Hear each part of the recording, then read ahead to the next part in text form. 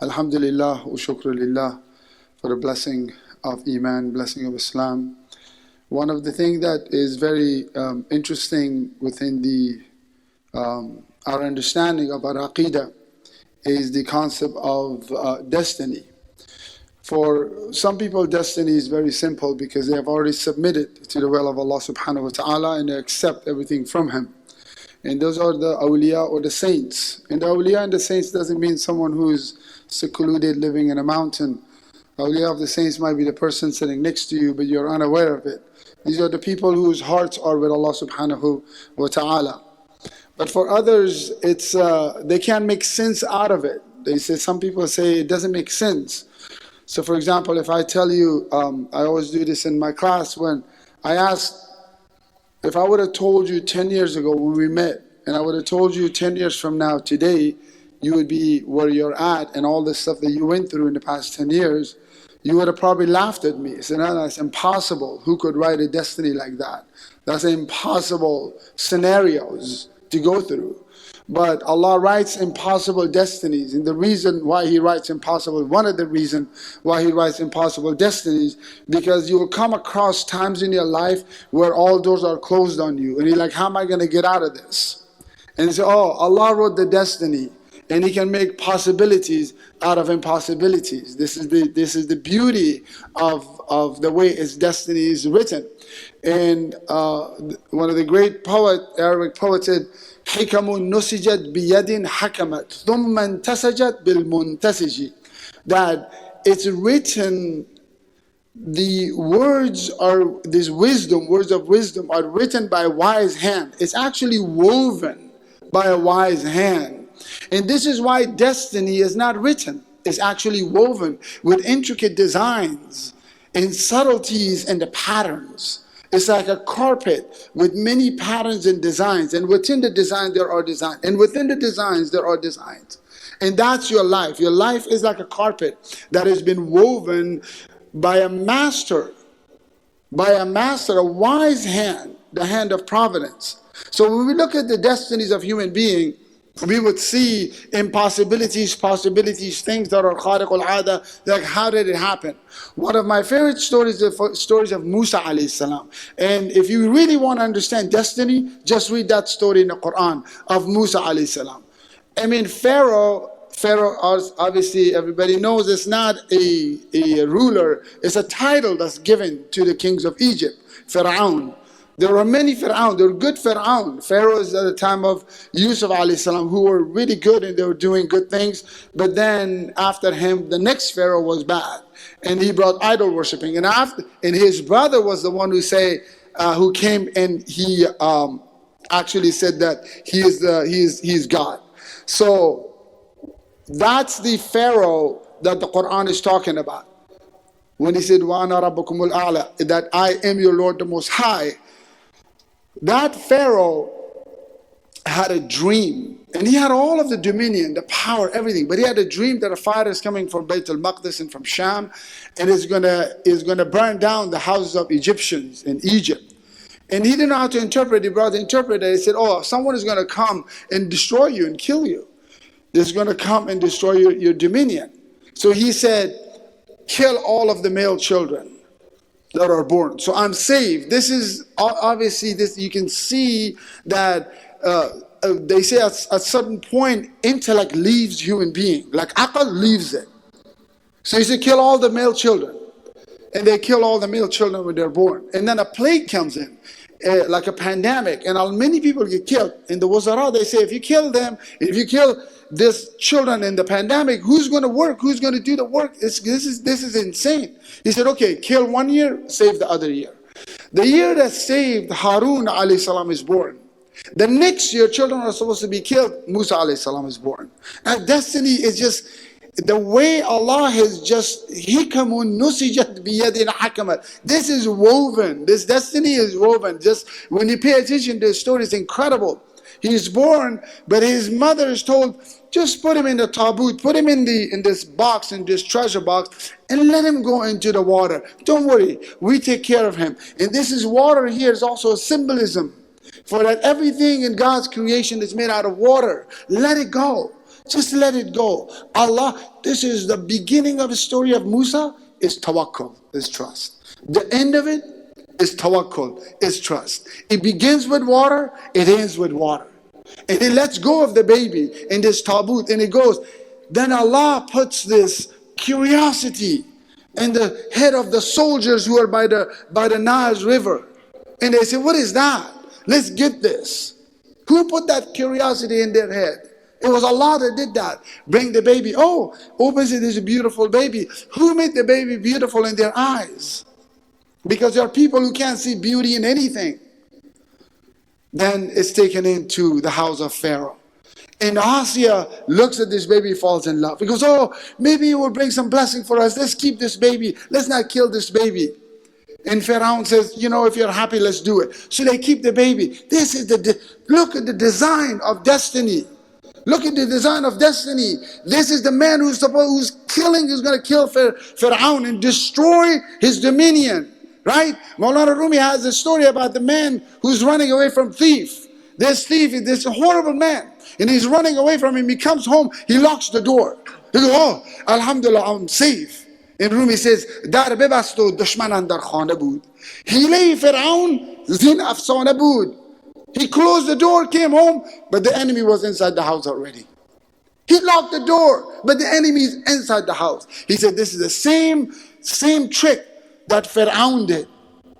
This is the same trick he brought in. The baby is in the house. He grows up in the house. Then the baby doesn't take milk from anybody. This is all destiny. They bring all these women, take milk. Nobody, it doesn't take milk from anybody. Is suckling the thumb. They feel sorry.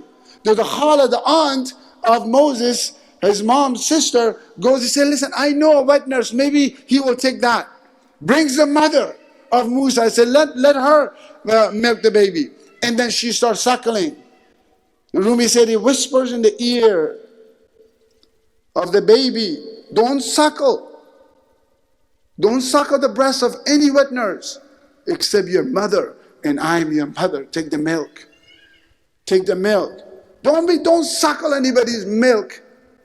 Young people, don't suckle anybody's milk, metaphorically. All of these people are going to come to give you. Take this, take that. No, take what Allah has given you. Take what Allah has given you. And he grows up in that household. And we know that Musa alayhi salam had a stutter. Abdullah Ansari, Khaj Abdullah Ansari, the great Mufassir, comments on this. When Pharaoh used to have, in his beard, used to have all these beads, just because at some point you have to do something that nobody else has done. He used to put all these jewels in his beard just to look amazing. And then he went over the head of Musa alayhi salam. He was a baby, he used to crawl, he hasn't even walked yet. And he was making faces, and he put his face down, and Musa alayhi salam punched him in the face at a baby. And Pharaoh said, this is my enemy, I'm going to kill him.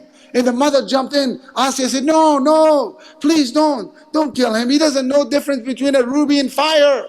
He's a baby. He goes, he knows. This is not an ordinary child. He knows. So he puts a charcoal and he puts a ruby. He said, let him go. Let's see what it picks up. And this Musa alayhi salam crawl, and he goes, and his hand goes towards the ruby. And Allah sends Jibreel and puts his hand on the charcoal to pick up. He picks up the charcoal, put it in his mouth, and he has a stutter, right? قال ربي اشرح لي صدري ويسر لي أمري واحلل عقدة من لساني يفقه قولي. And this is the dua of Musa alayhi salam. Expand my breast and make my affair easy, and remove the knot from my tongue so I can speak clearly and people can understand me. This is his dua from that moment. And then he grows up. He grows up, and then we know the story that a man from Bani Israel is fighting with somebody, and then Musa alayhi salam strikes him, and the man dies. And then the next day, the same man from Bani Israel is fighting with another person from Pharaoh's tribe, and he said, oh, help me again. And the guy said, oh, you're going to help him again? You're going to kill another one of us like you killed yesterday? And then Pharaoh finds out that he killed somebody from his tribe, and he kicks him out. And he runs after him to kill him, and Musa alayhi salam flees. He's gone for over a decade. We know the story. He gets married to Safura, right? And then he comes back, and he gets the asa, the staff from Shu'aib alayhi salam. Now, you can't write this destiny down. You really can't. And then he comes back, and he is cold in Mount Sinai. And he goes, let me get some fire. He goes, he see a living tree on fire with leaves and with fruits. It's on fire.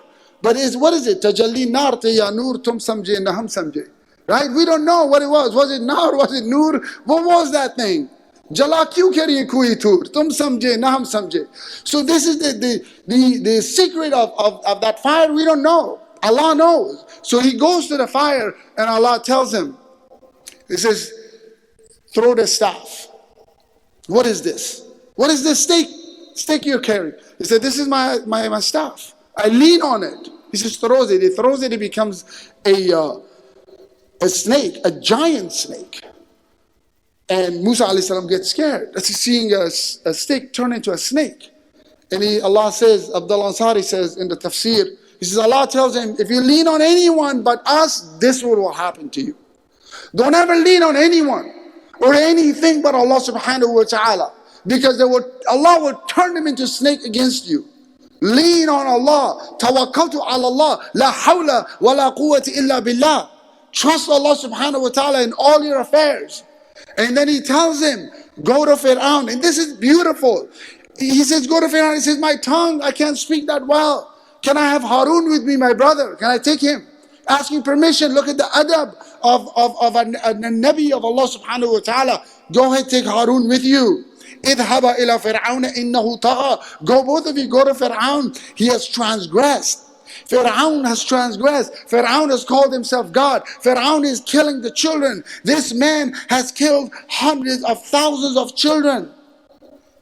But what does Allah tell him? Because Fir'aun is still the servant of God. He's still, whether he knows it, he doesn't know it, he's Abdullah. We're all Abdullah. Every person on this planet is Abdullah, is a servant of God. You cannot get out of the chessboard that Allah has created for your destiny. You can go everywhere where you're still inside of the chessboard. This is destiny. And then he says, فَقُولَ لَهُ قَوْلًا لَيِّنًا لَعَلُّهُ يَتَذَكَّرُ أَوْ يَخْشَى. Go and speak to Fir'aun in gentle words. Maybe he will heed, maybe because he's heedless. Maybe he will heed. La'alla. La'alla in Arabic is a hope that it might come true. Later is a hope that doesn't come true. Later shababa ya'udu. The Arab, they say, I wish I had my youth back. You will never have your youth back. Yesterday is gone. You can't get it back. But later is possible. La'alla is possible. La'alla sultana akramani. Maybe the sultan will be generous with me. Okay, maybe he will be, maybe he won't be. But there is hope in it. So Allah is using a hopeful word in order to tell Fir'aun a gentle word, a beautiful word, to invite him. So they go to Fir'aun and they invite him, but he refuses. And he says, what is your proof? So he throws his stick and it becomes a snake. And he says, well, no, put it back. And then he throws his hand, his beautiful hand, he had the bayda. He takes the hand out and it becomes illuminated. And he says, okay, take this snake back. I'll listen. And then once he takes it back, he doesn't listen. This is the nature of human being. They are in a state of ghafla. And then he wants to kill him. He said, no, but before I'm going to humiliate you.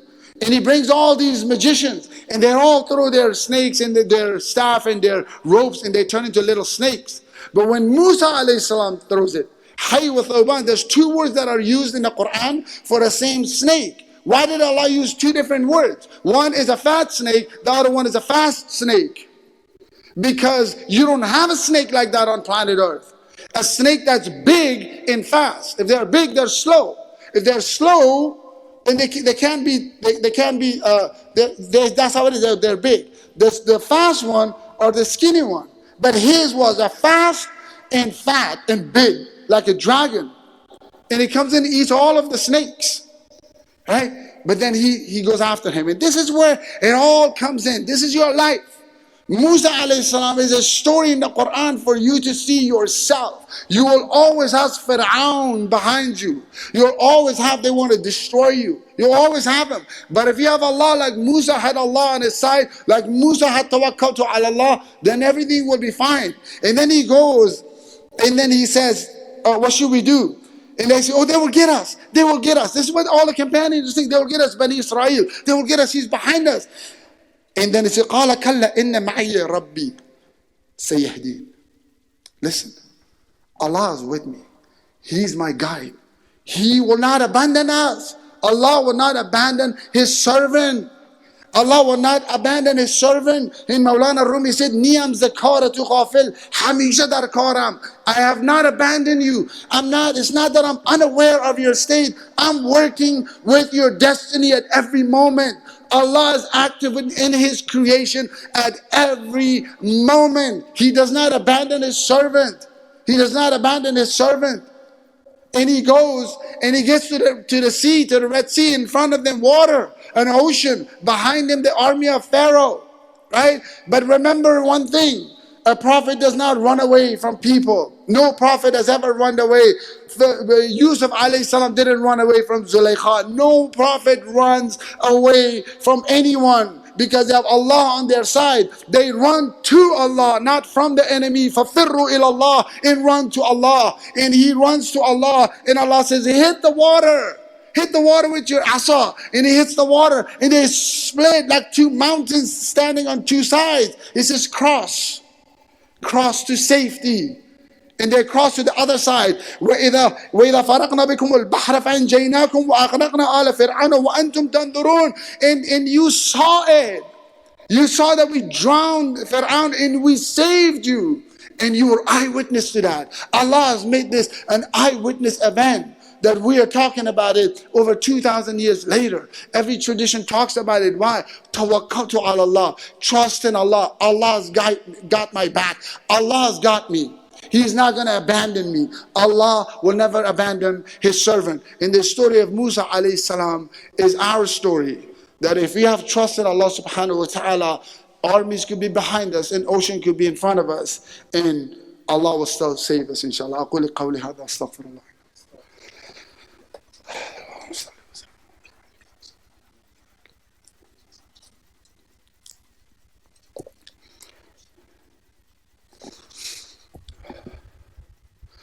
Alhamdulillah Rabbil Alameen wa salatu wa salamu ala Sayyid al-Mursaleen wa ala alihi wa sahbihi ajma'in bi rahmatika ya arhamar rahimin. The nature of this dunya is there will always be darknesses. But within the darknesses always there are hidden lamps of light. Hidden lamps of light are in the darknesses. So why Sayyidina Ali radiallahu anhu said that the light of dawn comes after the darkest portion of the night. And the great Arab poet said, اشتدي أزمة تنفرجي قد آذن ليلك بالبلج وظلام الليل له السرج حتى يخشاه أبو السرج. That bring on the darkness of this night. Make it intensified. Because I know that the more intense the darkness is, the closer I am to the light of dawn.